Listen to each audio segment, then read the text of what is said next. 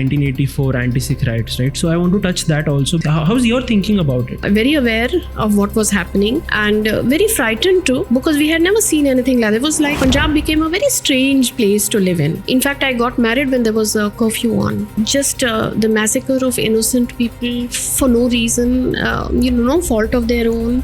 It was scary. When I say the word God, how do you look at it? I look at it as a power from which you can, draw a lot of energy. It's like a circuit that you build around, what you give, you get. The universe gives you the same. What you ask for, you get. Whenever I think of Srinagar, I'm reminded of those days. So my takeaways, I'm a little scared to go there. Okay. It's not that I can say, let me go back again and see that beautiful place. I'm scared to go because of that experience that we had. It was a horrible experience. And then very many at times the bus used to be stopped on the way and people would get onto with guns and all. I thought it was the end. That's how we traveled. I used to say, why me? You know that question, and I think everybody says that, why does that pain come to me? I have a niece in Canada. She called me up one day and she said, so Masi, how? I said, why me? I've written it in the book too. Suddenly after many years, she called me up, Masi, I have the answer today. I said, what's that? She said that, So you've been around students. What is this thing that you see when you were teaching people and now the generation that is coming up is lacking? What is the difference between the two generations? So when I started my profession as a lecturer, I started it as a lecturer at GGS College, Chandigarh. Okay. That was at that time Khalsa College, totally only boys college. And at that time, students were really not interested in studying. So it was like a good life, and it was like a real student life. Now, if I look at that and now, they're interested in studying, but they don't know anything. They don't know how to go about. They're quite at sea about everything. So they are, I would say, somewhere lost. Okay. Maybe because we are not able to give them what they want. Okay. Second is our environment, and we don't have anything to offer to them also. Yeah. There are no good jobs. The condition of they're studying, they're doing everything, but then when it comes down to the jobs, they're not getting what they want. Yeah. And then life becomes like a rigmarole for them. Okay. So somehow I feel the difference between that time, they were not worried about their future, and they knew that it would take shape. Now the problem is that even if they're working hard or doing something, they don't know about their future. Yeah. And this generation really doesn't know. They are intelligent, they are smart, but they don't know what to do and how to go about it. Okay. Ma'am, first of all, thank you so much for doing this. I really, have so many questions around your life since I've read the book also. So I would want to ask you, we will talk about this generation, and I, from this generation, what I feel, are the things that people lack. But coming back to you, how was your childhood? Because that is something that intrigued me when I was reading the book. So what is something about your childhood? Tell me about your childhood. So I would say that I've been very lucky to have a wonderful childhood. Where parents really knew how to parent children, and children also knew how to be parented. So it was a generation which was like, you give me and I give you. It was that kind of a childhood. We gave them and they gave us. So the growing was very healthy. We grew up in a very healthy environment, good education, without thinking. And my childhood was beautiful in cantonment areas. The army people will be able to, understand what I'm saying. Beautiful life, disciplined life. And that's what my childhood was all about. Okay. And maybe that's why, if your childhood is good, you generally float through life. Yeah. Okay. So I have my fair bit of, understanding about army household, since my brother is in the Air Force. Okay. So I've been to their parties. I know how the whole structure works. But I personally feel that, since they are moving every, tenure, right? So the kids are somewhat detached from their friends, from the circles that they are in, because they have to move every, 6 months, every an year maybe, right? So do you feel that thing? No, I don't over there. I Okay. slightly disagree Okay. because I feel that, when they move from place to place, their learning sort of increases, their adaptability, their flexibility, knowing more people, getting along with other, otherwise the friends become very restricted. So I think their circle becomes bigger and bigger, Okay. and they sort of become more resilient to their surroundings, adaptable to their surroundings. So I think the army people and their children grow up far more, in a normal, in a very groomed way. Yeah. And do you think that grooming is important because because in this generation, right? If you look at a non army person, right, at their household, there are rules and disciplines that are going away, right? People are not being translated those disciplines and rules, or even how to give respect to the elders, right? They are not being translated to them. So do you feel that people who have grown in army households have that more poise, more calm sense of nature? Yes, they have more poise, and Okay. they stand out. Yeah. You can tell by the way they carry themselves. You have to ask, oh, you are in the army, or your dad was in the army. Okay. You can make out by the way they carry themselves. So Okay. grooming is a very important part of our youth, where they are not. I feel they are lacking. Yeah. It's very difficult to groom them, and they're not ready to be groomed. They have come into some kind of a comfort zone, and they feel that, that comfort zone is suiting them very well. But I feel that you need to, I'll give you the example that if you need to, appreciate the shade, you've got to stand in the sun for some time at least. So then you appreciate the sun when you're under it. You're going to be the shade. If you're standing in the shade all the time, you will never be able to go out in the sun. Yeah. And that's what this generation is lacking. Yeah. They need to come out of that zone in which they live, wearing those, they wear anything anywhere, Yeah. so I feel there's a place and time for everything that you wear. Okay. Like, yeah, okay. Yeah. So I was just coming to this. Do you think their actions and what they speak is completely different? Because I see a lot of people speaking that they want to be, independent. They have a freedom. People are leaving their jobs left, right, and center, starting their own things, right? So that is the freedom that they are going towards, right? So do you think their actions and their words are completely different? See, that they're doing their own thing. I think they're very intelligent Okay. and very smart. One should do that. Yeah. That is very wonderful. But somewhere I feel that the meaning of freedom Yeah. is like taken for granted. Okay. What is So- freedom according to you? And freedom is like, you have to go by certain things. I'm free doesn't mean that I trouble you. Yeah. So I've got to see that your freedom also should not be at stake. Yeah. And here is where this generation, if they are free, like you go loudly, you go singing on the roads, you drive these motorcycles with these, Yeah. funny sounds and all. That's not freedom. Hmm. That's not freedom. That you're spoiling freedom. So you are impinging on somebody else's freedom. Hmm. So that is what is they need to understand. Freedom is a Yeah. beautiful word. Yeah. And I think our country is one of the best. All the other countries are, now you've seen the condition of them. They're at war, and what is Yeah. happening all over, world over. Yeah, even with US, I feel they're just literally going down. Like, it's just something that I was reading it recently only, that US is in debt, and it is getting difficult for them, to even bounce back from that debt. So China would become the superpower. But again, anyway, coming back, so your childhood was, you were moving a lot. You were in an army household. Were you moving a lot? No, we weren't moving Okay, a you lot. were moving a lot. Okay. My father had some medical issue, Okay. and so that's why he did not get his promotion, though he was general material. Okay. He was such a huge personality that if in fact, if the army had made him a general, the army would have got an asset there. Okay. So anyhow, since because of that, he did not get his promotion. So we didn't really move. We stayed in a place called Ahmednagar. At least I did. The others were moving. Okay. We stayed in a place called Ahmednagar. It's somewhere near Pune. Okay. It's the center of the Armored Corps, Okay. and it still is the center.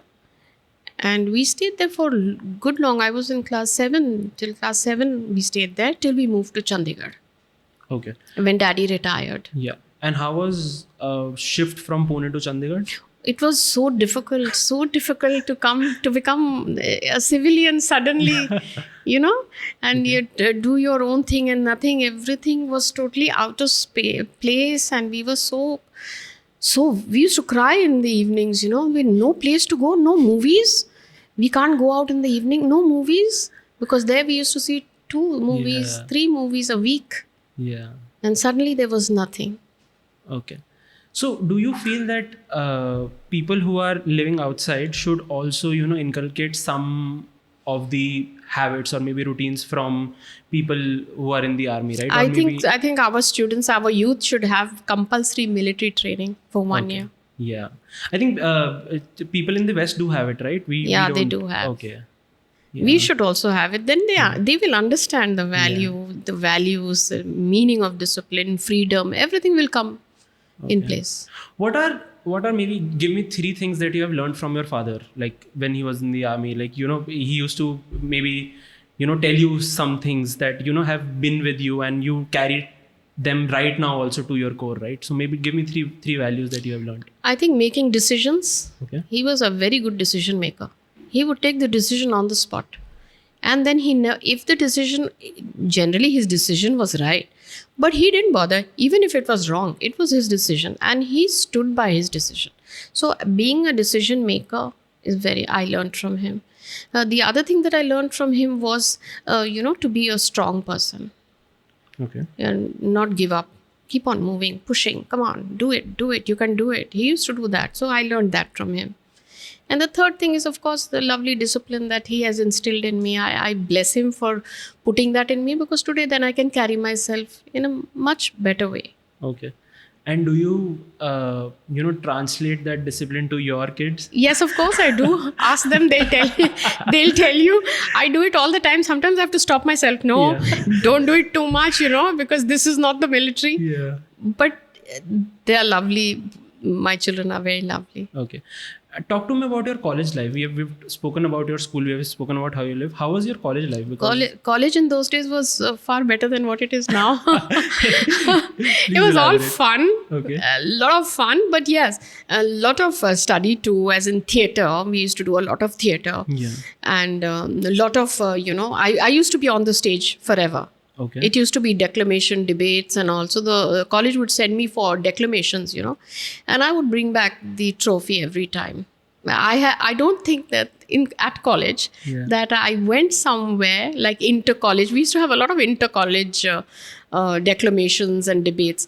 I don't think that I ever came back with that. I always brought it back. That is so nice. The trophy. Okay. And in those days, there used to be the Hindi declamation also. So the category was the same. So there was the Hindi declamation, and I was competing with them. Okay. They are so good, so expressive. And English is like, you are so prim and proper, you're speaking. Yeah. They are forceful, Hindi can be very forceful. Yeah. The orators are good. But I still won. So what do you think about, the language issue that is happening in India right now? I'm sure you have seen the reels, right? People are, forcing people to talk in a certain language, right? Yes. I've spoken to this from, again, he was an English teacher only. He was on the podcast, and he was also, I asked him this question itself. So I want to get your understanding. What do you think about the language wars in India? Lots of people say, हम हिंदी हैं तो हम हिंदी बात करेंगे.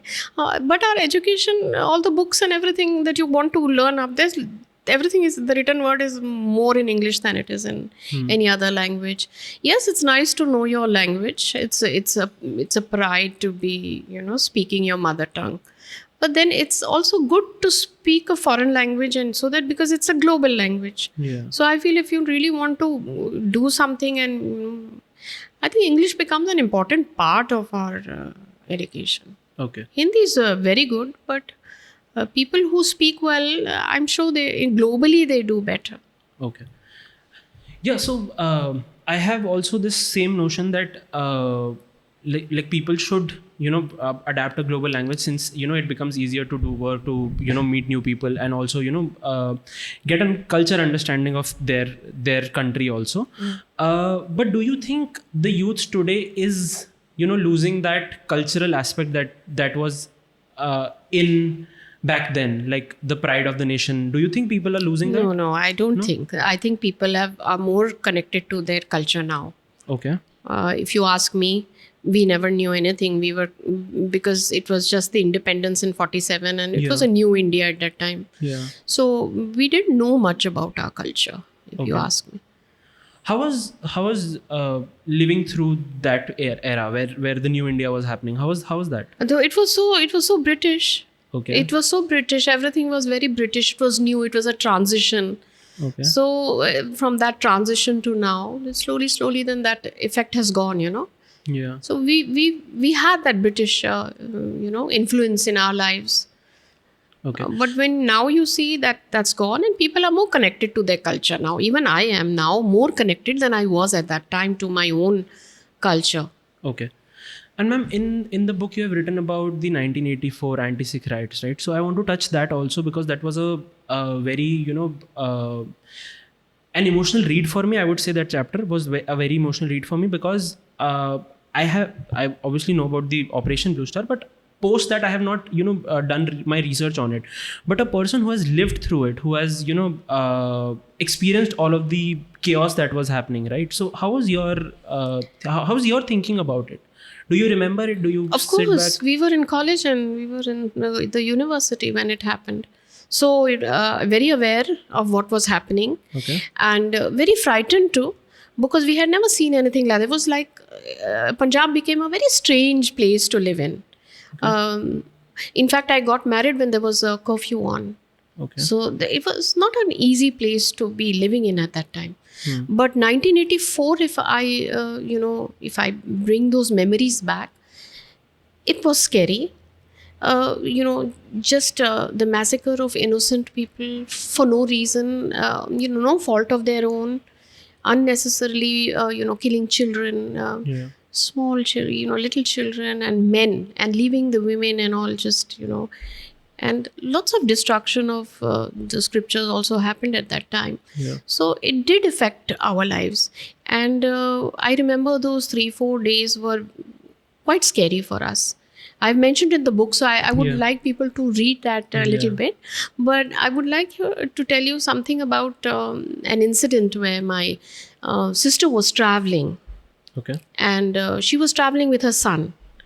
And the train sort of stopped midway because there was confusion. So the train had stopped.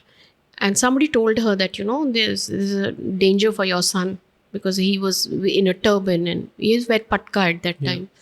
So she got a little scared and she opened out his patka and she made 2 plaits of his hair. So that can be a very, I think, very scary, intimidating situation to be in. It must have been very frightening for her. And when she reached and she narrated it to us, we were also horrified. Yeah. So I think, and this is a small incident, people who lost their loved ones in such a brutal way. Yeah. It must be horrific. Yeah. And going through that, what does it, how does it affect you as a person, right? Because you might be I'm sure you might be 25, 26 at that. Yeah, at that I age, was around that. Yeah, because I in was doing college, the university. Yeah, Yes. in the university, right? What goes through your head? Do you my question is, do you really sit back at times when you're alone and you think about that, or that happened? Has it affected you that much? Or Yes, it has affected me. I do think about it very often. Of course, I'm an Indian first, but it did affect me as I sort of felt that, I'm a Sikh also. So I need to, work towards that also to learn what Sikhism is and why Sikhism was made. Okay. And why we follow that religion. So these things started affecting me, of course, definitely. And when I think of it, then it does sometimes make my blood boil too. Yeah. Yeah. Okay. Because nothing happened to us. We were only scared.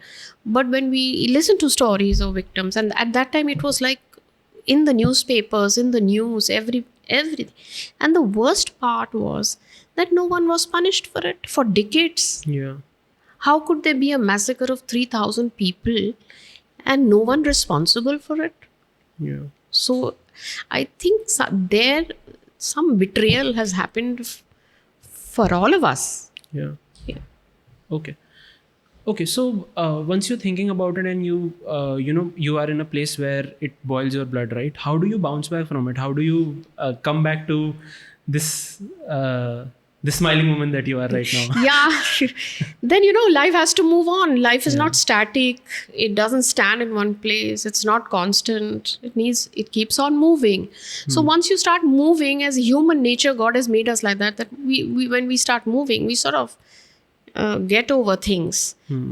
They lie in our memory, but we sort of get over them. And if we don't get over them, then we are sick. Then we'll fall sick. Yeah. Okay. Yeah. Because I think a lot of as we were talking about the generation, right? So I'll just connect it to that a lot of people are not able to move past the things that they have experienced or the traumas that they are in, right? And then they carry that weight of that particular trauma to a certain environment which is not needed, right? So it cannot be that something affects me, I don't work on it, and I then expect you to work differently because that trauma is affecting me. So something like that. But okay, so and I think you have seen life rock bottom and then the peak and then rock bottom again. Many and then, times, many times. Yeah. So what is something that, how would you describe life according to you? That is life. Okay, that is life. That you have to keep going down and up and down. But many people don't have that. They lead a very normal life. Nothing happens to them. They're very happy. Yeah. And they lead a lovely life right from the beginning. And then that's how it goes. But then I keep wondering. Okay. I used to say, why me? Yeah. That question. And I think everybody says that, why does that pain come to me? I have a niece in Canada. Okay. When I was down in that pit, I asked her, she called me up one day and she said, so Masi, how? I said, why me?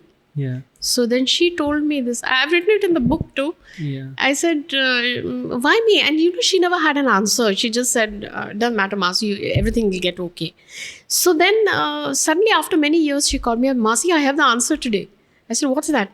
She said that, I think the universe or God or whoever, whoever controls the whole system, sort of gives this kind of pain to those who have the strength to recover from that. Or it's a testing time for them that, okay, you're going to get it and I'm going to see you get out of it. And I'll help you too. Okay. It is very interesting. It is very interesting. So maybe that's why me. Yeah. So you're the chosen one. Correct. I think he's chosen me very often. Do you have a sort of unwillingness to it, or you're okay with it? No, I'm okay with it. Okay with I'm okay with it. You know why? Because I have got out of it. Okay. If you can't get out of it, then you cannot be okay with it. Okay. The place where you need to try to get over it and all, if you overcome it, then it's okay. Yeah. But that period can be terrible. Yes. Okay. And I think that is the only test, right? How you sail through that period. That is the only test. And you talked about that maybe the God or the energy is testing you. What is your idea of God? How do you when I say the word God, how do you look at it? I look at it as a power. Okay. There in the universe, right? And from which you can draw a lot of energy. So it's like a circuit that you build around. What you give, you get. What you give, you get. The universe gives you the same. What you ask for, you get. Okay. How come? Strange, isn't it? Yeah. People ask for so much. Yeah. But everybody doesn't get. Okay. Probably they're not asking correctly. Yeah. So you got to have the correct way of asking the universe for that power or whatever you need. So there is a book which I read. I've mentioned it in the book. Yeah. The Power of the Subconscious Mind by Joseph Murphy. Well, that book is like my Bible. Okay. Yeah. I don't know how I got hold of it. It was just like maybe it was sent for me. Okay. And I read it and I was like in the pit like usual. So then I said, okay, I have nothing to lose. So let me practice this. Let me see whether the universe... And it did help. It helps.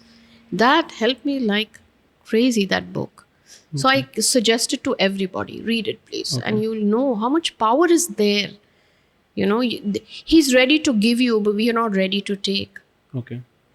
And do you think that those thoughts, or like whatever I'm thinking, whatever I'm working towards, thinking about it, or having that positive reinforcement in my head makes me work towards it, gives you the motivation? Yes, you have to have that in your head. Okay. You have to make yourself like that. I think it's like a trait in you. Everybody has that trait. The only thing is you've got to develop that trait of strength, or that vision that, if today things are not okay, they'll get okay. Okay. Yeah, that you need to have that. But I think somewhere this generation gets a little too depressive sometimes, or they say they are in depression. Because in their mind they don't think that it will get okay. Yeah. No, I personally believe that words like depression, words like anxiety is thrown here and there very often now, and also it might be a disrespect to the person who's actually facing it, going through because that. Me not getting, let's say I'm waiting for my bus and me missing my bus cannot be depression. No, definitely. Right? That cannot be it, right? But this generation, I believe, is weak, and I personally think about it, that how can this generation be more stronger, or why is this happening? Maybe because we have seen COVID, maybe because we have seen deaths too close, maybe that is why people have become weak. I'm not sure about this generation should be stronger if they have seen all that so close. Yeah, that is also one thing they should have been much stronger than us. Yeah. If they have seen everything so closely, then I think the resilience builds, because that's the reality of life. If you have seen the reality of life, then you're going to be strong. Yeah. It's like someone like us. We grew up. I was, I think, 21, 22 when I saw a dead body for the first time. Yeah. So for me, it was such a shock. Nowadays, I think everybody knows this reality. Yeah. The youth is very intelligent now. So they should be more resilient. Yeah. But I think they tune themselves in another way. Like you said, you miss the bus, then they say, oh, I'm so depressed. Yeah. Right? And depression is a medical term. Yeah. Everybody cannot be depressed. You can be upset, not depressed. Yeah. What is role of a father in someone's life? And my intent of asking this question is that you have seen your dad pass away in 97, right? I have seen that in 22. So again, I understand that feeling, and I've been asking this to a lot of people, like, how do they see the role of their father in their life? So what is it according to you?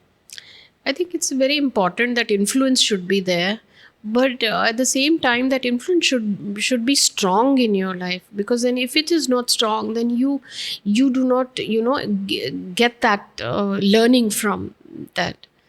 My father was a towering figure. When I lost him, I was totally lost. I couldn't recover for many years. Yeah. You need somebody to turn to, Yeah. Somebody, when there's nobody there to turn to, then I think then you have to muster the courage yourself. So I don't think I still have got over that. Yeah. So I'll tell you. So I lost my dad in 22. I met a friend. She lost her mom in COVID. Yeah. And she told me this very beautiful thing, which was that you can't really get over it, but you learn to live with it. You learned. So this is something that I heard, and that is what is keeping me going. Yeah. At least. So that's a wonderful thought. You have, because life is going to move on. You cannot remain in that thought. So whatever I keep telling, sometimes now, especially in COVID, so many people lost their parents. Young children lost their parents. So I tell sometimes my students, they do say, I don't have a mom, so I have to do the cooking and come. So I tell them, I said that should make you strong. Yeah, remember her good days and remember her with love, and just do what you have to do. Okay. What is your idea of love? You said love. I think it's respect. Okay. Yeah. If you cannot respect anybody, then you can't love anybody. So respect comes first. Love comes later. People nowadays, I think, it's the other way around. You love, but you don't respect. Okay. So I've seen in relationships, they'll be fighting and they'll be squabbling and all, but they love each other. So I had to keep wondering that when you were fighting, you didn't respect.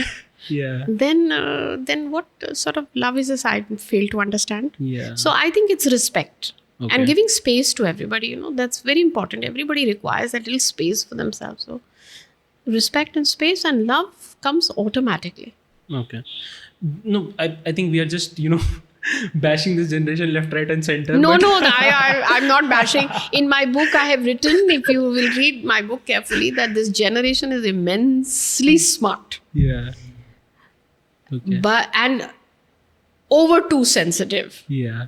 So the balance between their emotional quotient and their intellectual quotient, they're not balanced. Okay. So if they would balance it, they'd just be Yeah. wonderful. Yeah.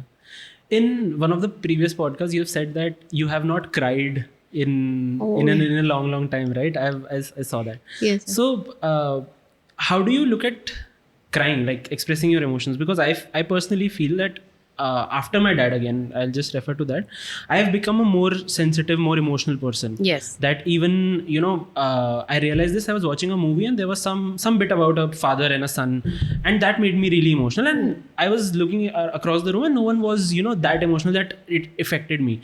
So, how do you look at that? If you're talking about watching a movie, and movie is like a catharsis. Yeah. When you're watching a movie, you sort of take that role on to yourself. You think that's you. Yeah. So and you start crying. So it's like it's kind of a purger of your emotions. So it's very good. It's a very good feeling. It should happen. Yeah. Because it purges your all your pain. And crying is, you should cry. And I think if you cry your heart out, you'll be, and then you will smile more. Yeah. I remember my mother used to say, don't laugh too much or you'll cry afterwards. So Okay. crying is not a sign of weakness, definitely. And I don't know why I have not been able to cry in a long time. I don't get tears unless I start talking about something, like in my book. Yeah. Then I can shed. It just gets moist. It doesn't like sort of roll down Yeah. like, No. So I think if it would roll down, probably I'd get a little purger. Yeah. Yeah. So I think it's wonderful. Seeing a movie and crying, I have done it too. Yeah. There was a movie. I remember we went for that movie, Char Sahibzade. Yeah. Okay. It was an animated movie. Okay. And we were like, crying like that. The whole hall was crying like that with panting and crying. Yeah. And it was so soulful, that movie. Okay. So that I think that was a purger of your emotions. That is nice. So you've done fair bit of theater. I'll just touch that because so I recently went to a theater play. There was this play in Kamani Auditorium, which is called Hamare Ram, which was about the Ramayana, right? The interpretation of Ramayana. So that was also really amazing. Like first time I saw a play on a stage, and I was like, yaar, ye log script nahi pad rahe hain. The sets are changing so quickly, and the emotion that they are bringing out and the voice that they have is just amazing. So the Ravan was played by Ashutosh Rana. So amazing. Lovely. He was amazing with it. And I was like, yeah, theater actors are a different breed. Like they are not just on the camera, they are a different breed. They know how to channelize their emotion, they know how to speak, they know how to act. And it was a 3-hour play, and surprisingly I never looked at my phone. So, to bind one person for 3 hours is just amazing for me. So how has been your theater experience? Theater for me was also the same way. We actually, people who work in the theater, their perception of life changes. Okay. So you can, see, even in now the theater groups and all, you see, they stand out in their, their emoting abilities. Yeah. So for me, theater was also the same. Yeah. I learned about emotions, how deep one can think. It also gives you, since the play has a script and it moves with a story and it has a beginning and a middle and an end. So it gives you a purpose in life also. Okay. It sort of says that, okay, life starts like that. then there's going to be a middle, and then so it gives you that kind of a perception of life, so you understand life better. That is why I say that in schools and colleges, theatre should be made compulsory for students, where they, I know very many people who are very good at maths and physics, and they are excellent here, but when you come down to their emotions and all, they're not able to handle their emotions. It's because they have not done the arts. If they would do that, then the balance would come in. So did theatre also help you channelize your emotions? Like, for example, if you're feeling something, then you let it out through a character. Yes, definitely. You are in a dream world. In a theatre means you're in a dream world. You're emoting all the time. You're thinking of those strong characters that you know, portray, or the weak ones you portray, how the weak one becomes strong and the strong one becomes weak. That's a complete, it's a complete game over there, and it affects your whole life. We did a play called Antigone, Okay. So this is a play in which the protagonist's brothers are killed. Okay, and because they betrayed the nation, and also they are left. They're not buried. They're left. They're left. Okay. Right. So it's a Brecht play. Okay. And so she goes in the night. She goes digging the graves for her brother to give them a burial. Now, that kind of emotions you cannot get here and there. Yeah. So, theatre, arts and all. And I remember seeing that. I used to be frozen reading those lines and seeing it on the stage. Immensely touching. And when you are performing in that play, does that character affect you in your daily life? Yes, in fact, when you are performing it affects you. You feel like that, I'm telling you, you are talking about Ram, if you have that play, I'm sure Ram feels like Ram. The character so he played it for so many years on TV. I'm sure he feels like Ram. Yeah, I have goosebumps talking about it, literally. Like, so I'll tell you, as soon as the it ends, right? It ends with Ram telling Lakshman to get the knowledge from Ravan. Okay. And that is where the play ends. So the Ram, his name is Rahul something. I'm so sorry, I didn't remember the name. But he comes to the stage, and people, like old people, I see people in their 80s touching his feet. Yeah. And thinking that he's the actual Ram and he's blessing him. It was just very pure and very magical for me. So people can connect, Yeah. They can connect to these characters, and it becomes so real for them. Yeah. It affects the lives. Yeah. That is very interesting. And we need to see more interesting things like this. We need to show to the youth, Yeah. We need to show them this, and their lives will also change. We are on social media. We are not showing them the right things. Yeah. They are scrolling those reels, which really some of them don't make sense. Yeah. And what is your idea of social media? How do you look at it? Like, do you consume it? Do you? I consume only what I want to consume. Okay. I don't let it affect me. Okay. I know exactly what that reel is trying to put in my head. Okay. Okay, because now I'm mature enough. But the youth is not yet mature. Yeah. They don't realize that through that reel, what that person is trying to put in your head. Yeah. So if the reel is giving you some kind of a negative, so negative influences are there. Yeah. And they are doing so well. Yeah. And the poor positive influencers are, not doing so well. They should be doing well too. Yeah. And in that way, I'll give credit to who's Arnab Goswami. He started putting on his show those positive influencers and all. I think all of us should get into this, and then they will see the change. Yeah. But there's a lot of people who are, motivating on Instagram. Yes. But, somehow it affects them also, because, to be motivated 365 days, 24/7 cannot be the case, right? Because you can also be down sometimes. No. If you are motivating people, I'm sure you are a great motivator. Yeah. And if you are down, you're going to get up. Okay. The motivator cannot be down all the time. He will get up. If he's a positive motivator and he's walking the talk, then he will get up. Okay. There's no way that he can go down. How can you go down? When you talk of good things, you can never go down. I also read that you used to talk to your dog. you, you used to talk to your dog. You used to, have a conversation. Is that so? Oh, yes. Okay. Because, somebody had told me that, the dog is the last, sort of in the line. After the birth of the dog, the next birth is going to be of a human being. That's what I was told. I don't know how correct or wrong, or whatever it is. Okay. So probably that belief. So I used to speak to the dog, Okay. thinking that, he's listening to me and he's, going to, whatever I'm saying. Yeah. Maybe. But, he would listen so intently. You try talking to a dog, he will listen to you so intently. Okay. And it's really like as if he delivers that to the universe, I feel Nice. now. Very interesting. And how is it teaching so many kids, like people who are, you were a lecturer, right? So people are, and I'm sure people in college are really tough to handle. Right now, I'm training students, for Okay. for the aviation industry and the hotel industry. Okay. How is it talking to new people? How is it To students? to you're students? talking? Yeah. They're very enthusiastic in the beginning, Okay. and then they it's sort of the interest sort of wanes off in what they're doing. Okay. They want everything, but they don't want to work hard for it. That's what I Okay. like. In this industry, they need to be learning. They need to be fluent in the language. So for me to tell them that they'll nod their head and say yes, but they will not do anything about improving that Okay. skill of theirs.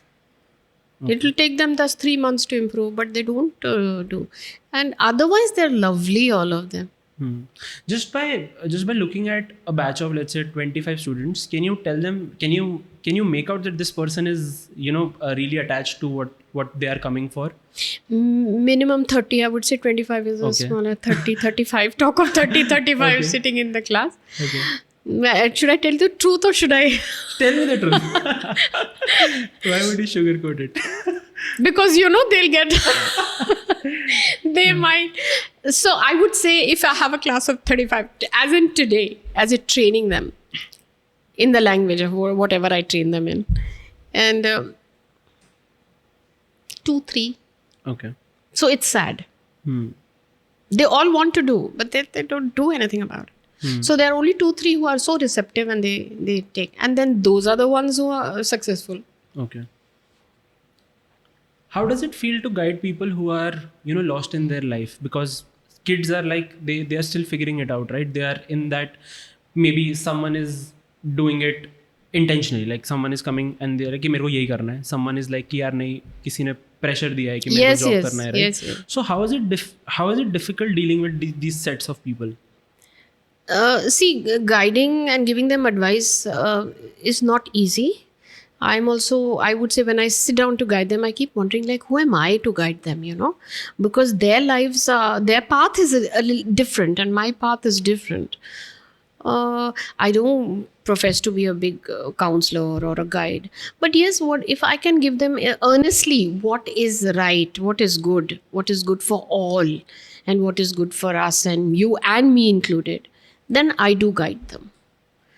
But I don't go too much, because what happens then, their lives are different, and if I tell them something, it might not fit their lives. Okay. So it is a very it's like a very thin line where you can tell them till where you can tell them. Okay. Do you think teachers are I would say respect is not the right word. Do you think teachers are credited enough for their work that they are doing? In this time and age, My mom is also a teacher, so it would help her also. so then that means you really know the true story. Very few people revere teachers. Okay. I don't know who to blame. Maybe we ourselves to blame. We do not do our job properly. So that's one. And the second is that nowadays, because of the internet and the AI and all, students are learning everything from there. Then they look at that teacher standing there and they keep wondering, like, what is she telling? And she's not telling us anything new. And we'll go home and we'll check it out on the, on the internet and all. Yeah.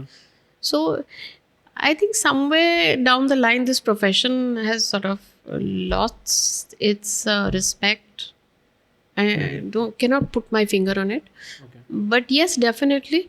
Many times we are mocked at also, disrespected. Yeah. They don't talk to us properly. Sometimes they're rude. They get aggressive. And then we have to tackle them that way without our ego. Yeah, we have to put the ego aside, and everybody cannot put ego aside. It's not easy. How important is the role of a teacher in some Very important. Someone to talk to. What you can't talk to your parents, you can talk to your teacher. Yeah. But sometimes I feel with me, so I've seen my mom, right, being a teacher and being a student myself. I was like, yeah, sometimes teachers also, have a certain notion or a certain bias towards certain people, and then they project that anger or not doing their thing right. As you rightly pointed out, it was like the problem can be in the person also, but it is also very important to it is also very important to understand where the student is coming from. Yeah. Because I think that is what teachers lack. I see it in my mom also, but again, it's not her to blame, because she has been teaching in a certain format for these many years, right? And to change that or to even fix that is very difficult. You're right in one way that yes, we do. I would put myself also in that. I wouldn't say that I'm very.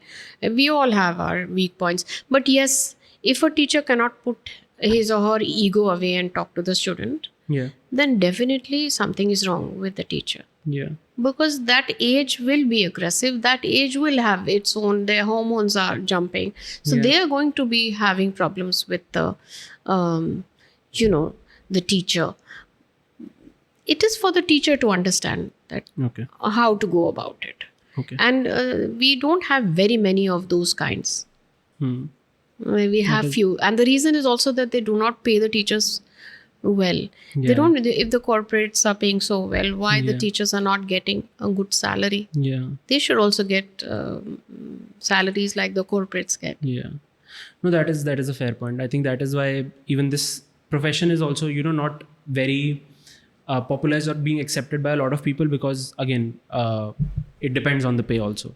Right? So that is something that I feel, and even the institutions also really exploit teachers. They exploit teachers. They pay less and they take more work. And then I shouldn't be saying that dialogue, but there's something like that. If you give peanuts, then you'll get only monkeys, right? So then you pay well, you'll get the good teachers will come in. And then you pay them well, and probably they'll do their job properly also. So ma'am, you have also seen Kashmir. Yes. And I have spoken to people who have seen Kashmir. They have had different experiences. What is your experience because you were there when the Kashmir Insurgency happened, right? So what was your how do you think about it right now? When I went to Kashmir, Srinagar, right? It was all peaceful, very calm, nice, beautiful place. I enjoyed myself for about a year and a half, but that fun was all cut short, because at that time there was a lot of unrest in the valley.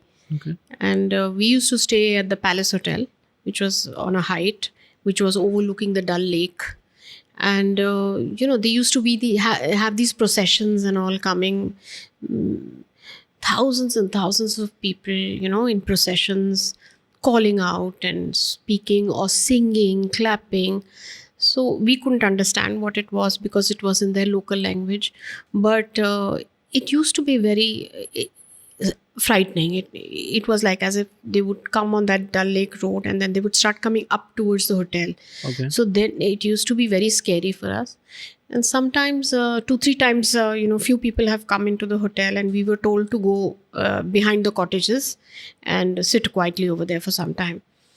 So we would take our little children, 4-5 of us, we were 5-6 families, and we would sit down there, at least all the mothers, the ladies and all. It was a very scary feeling. And then when we would look out at the skyline of Srinagar, it was perpetually on fire every day. And we were so scared. And there used to be these loudspeakers, and they used to be speaking on those loudspeakers and all.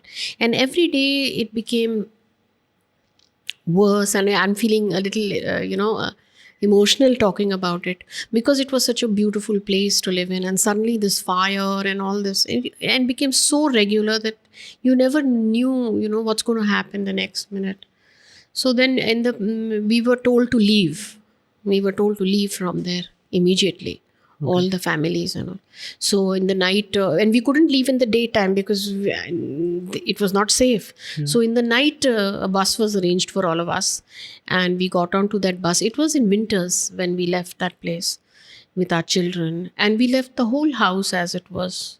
We didn't take anything with us. Just our suitcases of little clothes that we had for the baby and ourselves. And that's how we moved out for the 19 hours of journey in the pit of, the dark on the night, and with snow all around.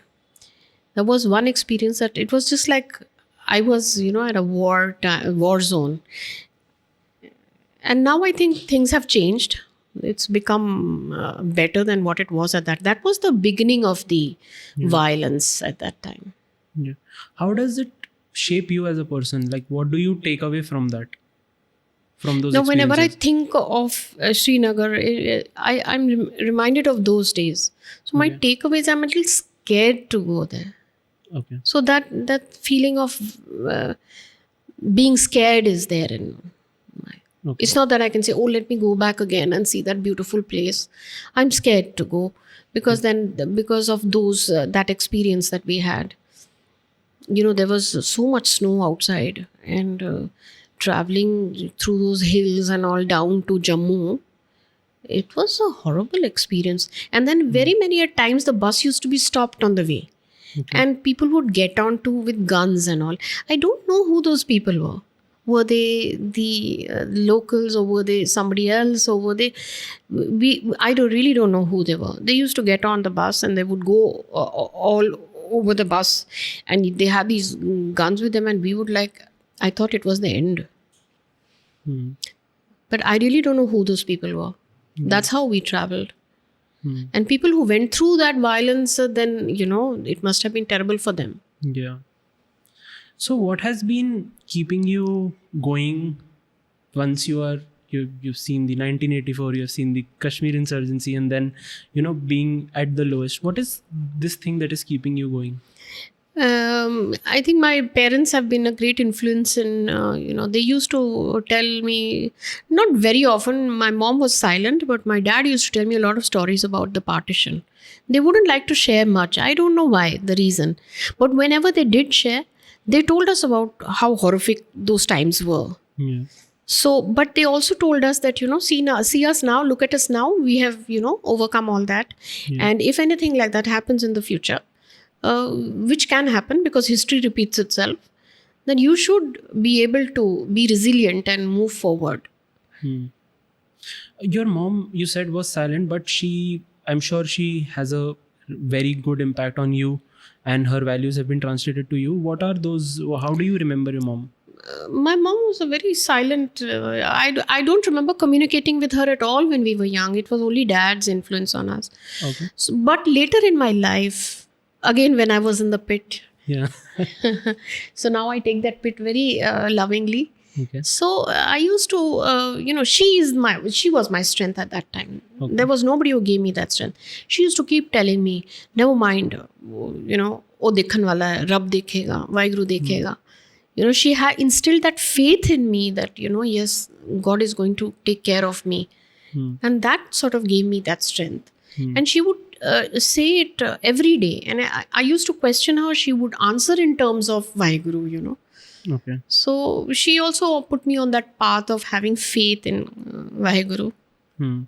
So that's a really nice segue to even talk about my understanding of Vaheguru. So my dad used to love to go there to Gurdwara. So I also have a fair bit of inclination, or I feel very positive. Like whenever it's his birthday, I do visit.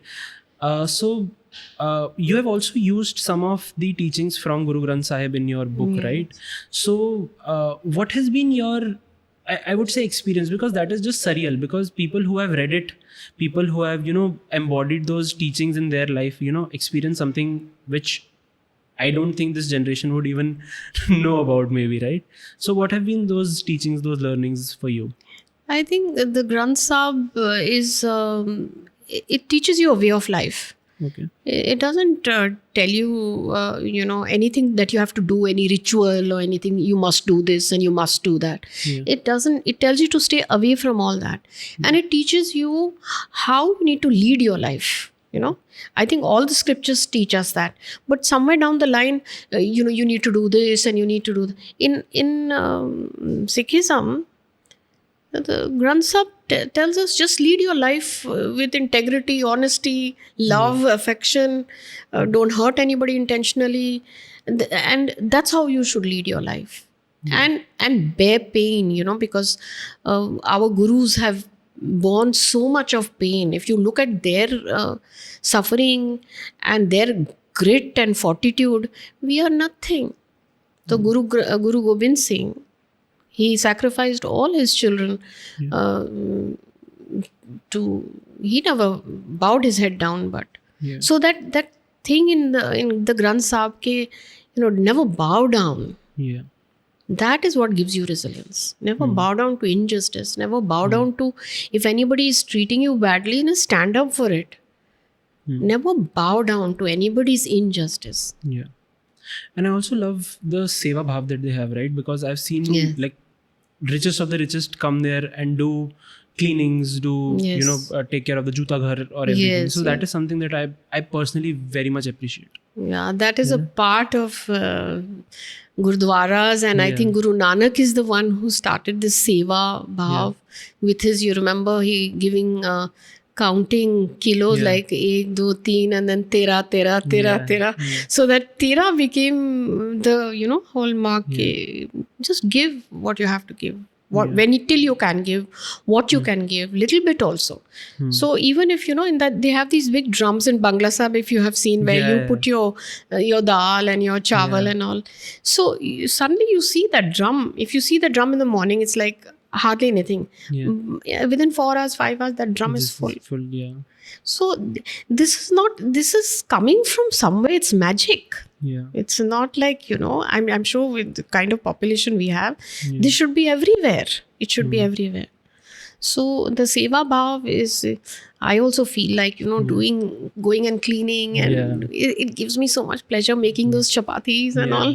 Nowadays, of course, they've got those other machines and all. Okay. And if you talk about your book, what made you write the book? What was that thought that, okay, I want to put my life into a book? I felt that, I have covered up so much of my life, and I have seen so much in my experience that it should be recorded somewhere so that someone can take something from that, especially women. Okay. Because as a woman, it hasn't been very easy for me. So I feel that all the women need to take a little bit from there, whichever bit they can take, and the youth, because the youth is the future of our country.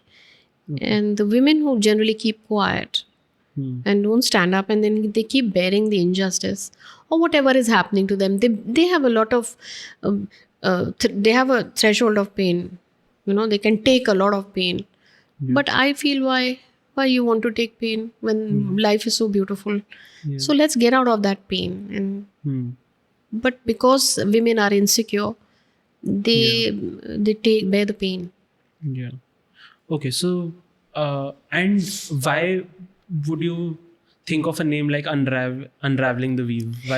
How did the name emerge from? The name emerged in my mind as something else, but now it has taken so many other kind of leads and all. Okay. So in my mind, when I started this, I felt that the weave is the fabric of my life. Okay. Right. Once you make the fabric, and then you unravel it slowly. You tell the whole story back.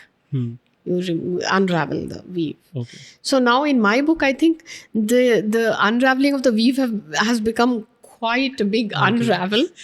Yeah. Okay. So little parts of my life, my experiences spent, everything has a lesson learnt, even by me. And if anybody wants to take a bit of it. Yeah. No, that is very interesting. And I really love your, when I was reading the book also, and even when we were talking, I am taking resilience as a one learning from here, and also I think resilience is something that keeps you going, because there are times when people are down and people can go into that pit of that I might not bounce back from here, or this is the end of the world, right? But your resilience kept you going, and that is something that I am taking away from here. Anything that you would like to say to women or the youth who's watching it, right? So Yeah. in any three things maybe Three that they can things. learn. So three is the number that I put to everyone. Okay, That give me fine. 3 things. Okay, I'll tell you. What I feel is, like you said, Yeah. that very many people can go down at very low times. Yeah. So, and break down and then think there's no future. See, even very often, every time I was there also, I thought there was no future. Okay. Somehow that resilience and also constantly working on the solution also gave me that power of resilience. No, I have to get out of it. I used to tell myself regularly how to solve it, how to get out of it. So I think this is one thing that I tell both the women and the youth, is that try to get out of those situations, whatever the situation. If it's a toxic situation, get out of. Try to get out of it. Don't remain there. If it's a toxic relationship, please get out of it. So you need to constantly be moving to get out of those negative situations and finding positive things to be on. So Okay. that's what I tell them. The second thing that I would tell them is that you have to build your resilience. Okay. It doesn't come by itself. Yeah. It has to be built. For example, if you're not, some task you can't accomplish, then do it again. Okay. And you can't accomplish again, then do it again. But don't leave it till you accomplish it. Maybe you have to do it 10 times to do it again. Okay. Don't leave that. Once you leave it, then you'll get into the habit of leaving the things. And the third thing that I would give to the youth especially is to become very, very disciplined in your life. Your thinking has to be disciplined. Think what is right. Maybe nowadays people say, what is right for you may not be right for me. But there's something which is right for everybody. Yeah. So start thinking on that bigger picture. What is right for everybody? Yeah. That is what you take. And for the women, I say that, I always say it everywhere, that you need to develop grace. Yeah. Grace, as in not, nowadays there's a lot of dominance of the women. Like, Yeah. they're using that as a tool, Yeah. and that they should not do, because that is visible. That is visible to anybody, and any intelligent person can see what is manipulation, what you're trying to get at. Yeah. So do it with a positive way, with love, affection, nurture. What we are all, women are the most beautiful manifestation of God, I guess. Yeah. And we need to carry that very, very well in every relationship that we have. But it doesn't work out because the other one may not be like that. But still, you need to carry on. You need to carry on.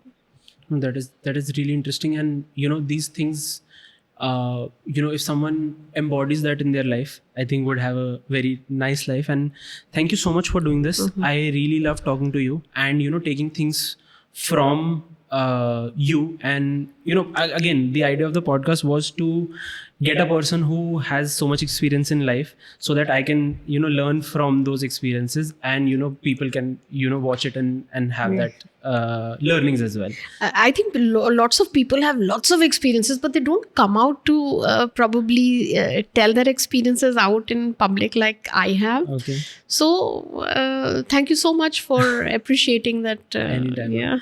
And if you want to purchase the book, the link is in the description. You can check out the book. It's available on Amazon. Yes. And even you can follow ma'am on Instagram and Facebook. Are you on Facebook? Instagram handle Unravelling the Weave. Yeah. And Facebook also Unravelling the Weave. And my name, Bina Uberoi. Yeah. That would be in the intro. That you don't need to worry about. Everyone knows it. Thank That's you so good. much, ma'am, That's for doing this. interesting.